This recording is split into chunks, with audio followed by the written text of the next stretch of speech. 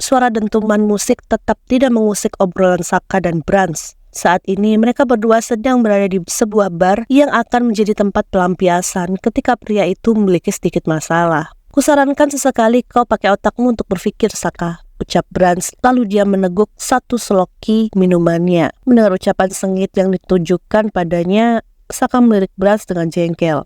Dia tahu mungkin tindakan yang baru saja dia ambil terkesan bodoh. Tapi Anna adalah seseorang yang sangat berarti baginya. Tidak semudah itu melupakan cinta pertamanya. Diamlah sialan, ucap Saka, dan kini dia yang meneguk minumannya hanya dalam sekali tenggak.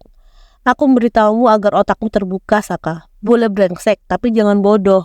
Kau pikir melupakan seorang itu mudah? Tanya Saka yang sudah mulai jengah dengan ucapan sarkas dan tajam itu. Tapi dia sudah mengkhianatimu. Dia berselingkuh dengan ayahmu, bahkan sampai menikah, bodoh. Berat sendiri benar-benar geram. Apa jadinya jika tadi dia tidak datang? Mungkin Saka akan benar-benar jatuh ke tangan wanita itu lagi. Tapi lagi-lagi Saka hanya berdecak kesal. Dia kembali meneguk satu seloki yang sudah dia tuangkan. Rasa aneh di tenggorokan sampai menimbulkan sensasi panas di tubuhnya. Ya, meski dia tahu tindakannya salah, dia tetap tidak akan mau mengakui kesalahannya. Namanya juga Saka, pria keras kepala yang selalu menganggap semua pilihannya benar.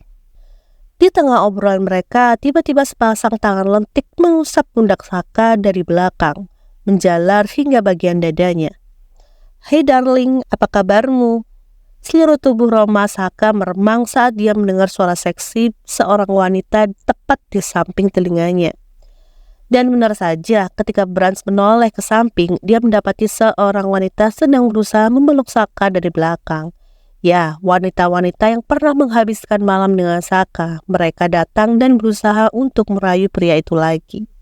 Siapa yang tidak terpesona dengan tatapan penuh hipnotis dari netra berwarna biru itu? Garis wajahnya yang sempurna benar-benar mampu memikat setiap wanita yang melihatnya. Sayangnya, sikap Saka tidak seperti biasa. Dia bahkan menjauhkan tangan wanita itu dari pundaknya. Entah karena risih atau mungkin karena dia memang tidak mood melakukan apa-apa.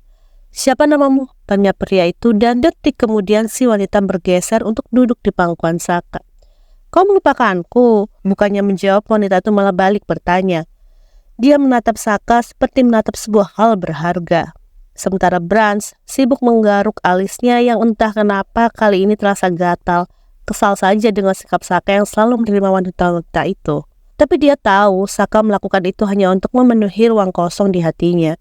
Di balik kesuksesan Harris Group, ada seorang CEO yang hidupnya berantakan dan hancur. Dan ternyata materi memang tidak selalu mampu melengkapi hidup seorang. "Malam ini punya waktu untuk berdua?" tanya wanita itu lagi sambil meraba dan mengusap permukaan dada Saka. Dia berharap untuk malam ini tidak ada penolakan. Sudah lama juga tidak menghabiskan malam yang panas bersama Saka. "Nanti aku kabari." Seketika wajah wanita itu berubah suram. Dia sontak turun dari pangkuan Saka lalu pergi begitu saja dengan perasaan jengkel. Karena jika Saka sudah berkata seperti itu, tidak akan ada harapan untuk pria itu mengajaknya pergi ke dalam kamar. Setelah wanita itu pergi, Saka meraih satu gelas loki dan kembali menegukkan dengan cepat. Dia sendiri tidak tahu hari ini dia seperti tidak berselera. Sedangkan Brans, diam-diam dia tersenyum kecil. Dia senang melihat Saka menolak wanita-wanita itu. Besar harapan semoga Saka bisa berubah dan menemukan satu wanita yang tepat. Karena kasihan dia yang tampak menderita setelah ditinggalkan oleh Anna. Yang paling menyakitkan adalah pengkhianatan yang diberikan oleh wanita itu. Tidak biasanya kau menolak seorang wanita seksi seperti dia. Brans meliriknya sesaat, lalu kembali meneguk minumannya yang tersisa. Saka tersenyum sinis. Dia tidak memberikan jawaban apapun karena sekarang dia memilih untuk diam dan bungkam. Cukup lama mereka saling diam, terus meneguk minuman yang masih saja dituangkan oleh seorang bartender. Sampai akhirnya pertanyaan Brans berhasil menarik perhatian Saka. "Aku sarankan kau hadiri saja acara anniversary ayahmu." Saka mengurutkan keningnya dan detik kemudian dia berdecih. Dia tersenyum sinis lalu menggelengkan kepala.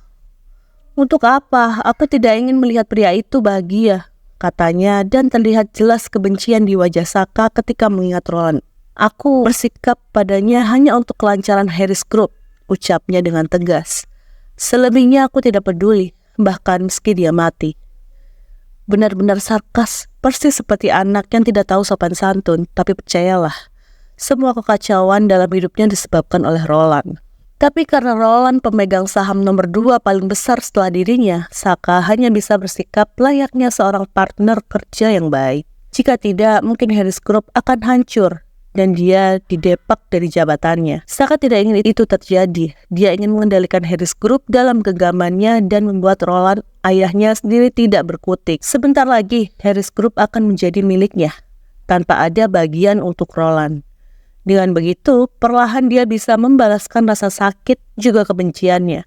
Sebenarnya pria itu memiliki sebuah rencana besar, yaitu mendepak Roland dari perusahaan, juga mansion milik ibunya dulu. Karena Harris Group sebelumnya adalah milik pendiang kakek Saka yang diwariskan pada ibunya, dan Harrison merupakan nama besar milik keluarga ibu.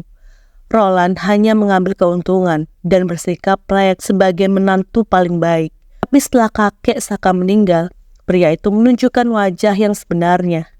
Dia selingkuh dari ibu Saka dan Anna sendiri melupakan selingkuhan yang kesekian. Dia benar-benar membenci mereka. Bawa Stella bersamaku. Saka benar-benar terkejut mendengar ucapan Brands. Maksudnya, dia harus membawa Stella ke acara tidak penting itu. Hei, dia hanya ingin menikmati Stella seorang diri, bukan mempublikasikannya pada orang lain. Apalagi pada Roland, bisa-bisa mata keranjang pria itu kembali ditunjukkan. Aku hanya memberi saran, ucap Brands. Kau mau lepas dari anak, kan? Itu adalah salah satu tujuan Saka. Benar, ucapan Brands. Dia terlalu bodoh karena masih menyimpan perasaan untuk Anna. Lakukan saranku, pergi ke sana dan bawa Stella, ucap Brands lagi. Menurutku, Stella jauh lebih cantik dibanding Anna. Itu hanya pendapat Brands. Karena menurut pria itu, Stella jauh lebih cantik dibanding mantan kekasih Saka. Sedangkan Anna sendiri hanya lebih agresif, tidak seperti Stella yang polos dan lugu. Harus ya?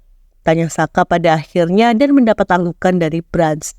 Tidak ada seorang wanita yang lebih menarik. Stella itu cantik, hanya penampilannya saja yang lusuh. Mendengar ucapan Brands, Saka memicingkan matanya. Dia menatap pria itu dengan sengit. Kamu menyukainya? Tanya Saka yang terlihat tidak senang. Sebelum ini, Brands bahkan tidak pernah memuji satu wanita pun. Brands bertecak. Kau cemburu? Dalam mimpimu, balas pria itu dengan tajam. Lalu mengalihkan pandangannya dari Brands. Lucu saja, untuk apa dia cemburu pada Brands? Hei, dia membayar Stella untuk menjadi temannya sepanjang malam. Brands tersenyum sinis. Ya sudah, lakukan saja rencana ini. Aku tidak sabar untuk melihat reaksi wanita itu. Memang selama ini saran seorang Brands tidak pernah salah. Dia selalu memberikan pilihan yang tepat untuk Saka. Aku ingin otakmu sadar kalau Anna tidak baik untukmu, sudah mendapatkan ayahmu, dan sekarang dia juga menginginkanmu lagi. Kau adalah pria paling bodoh jika sampai termakan ucapannya lagi. Saka bertecak kesal. Sejak tadi pria ini selalu saja mengatainya bodoh.